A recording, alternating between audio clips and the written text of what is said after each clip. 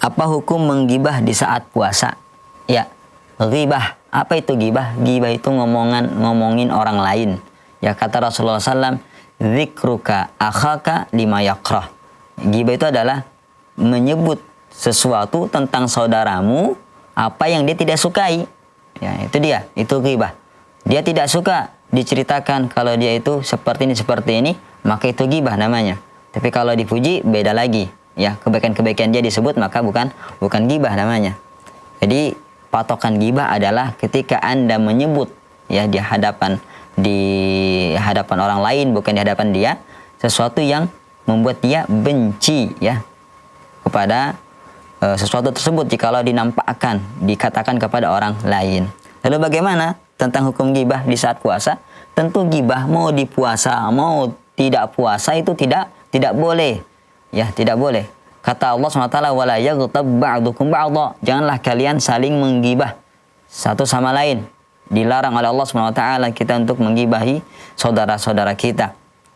Nah, kemudian lalu bagaimana kalau di saat puasa, apakah membatalkan? Tidak membatalkan puasa. Akan tetapi mengurangi pahala puasa atau mungkin bahkan bisa menyebabkan pahala puasa Anda tidak ada. Hal ini berdasarkan pada sabda Nabi SAW, man lam yada' qaula zur wal amal bihi wal jahal falaysa lillahi hajatun fi an yada' ta'amah wa syarabah. Barang siapa yang tidak bisa meninggalkan perbuatan atau ucapan palsu, ucapan keji atau perbuatan palsu, perbuatan keji atau perbuatan jahil, maka Allah tidak butuh kepada puasa dia. Tidak butuh kepada puasa yang dilakukannya. Kenapa? Karena inti dari puasa adalah menjaga seluruh anggota badan kita dari perkara-perkara yang dilarang, yang membatalkan puasa dan yang dilarang. Ya, bahkan dalam hadis lain Rasulullah SAW mengatakan, "Laisa siyam minal akli wasyarab, walakinna siyam minar rafathi wal lagwi." Tidak dikatakan puasa itu hanya sekedar menjauhkan diri dari makan dan minum, tapi puasa itu adalah menjauhkan diri dari perbuatan keji, perbuatan dosa, dan perbuatan yang sia-sia. Seharusnya orang yang berpuasa menjaga lisannya, menjaga anggota tubuhnya yang lain dari perbuatan dosa agar tercapai hikmah dari puasa tersebut.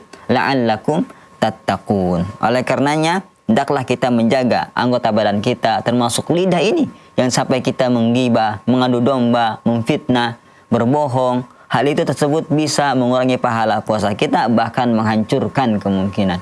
Ya na'udzubillahi min dzalik. Apa nanti di akhirat ternyata nggak ada puasa, pahala puasa kita yang merugi.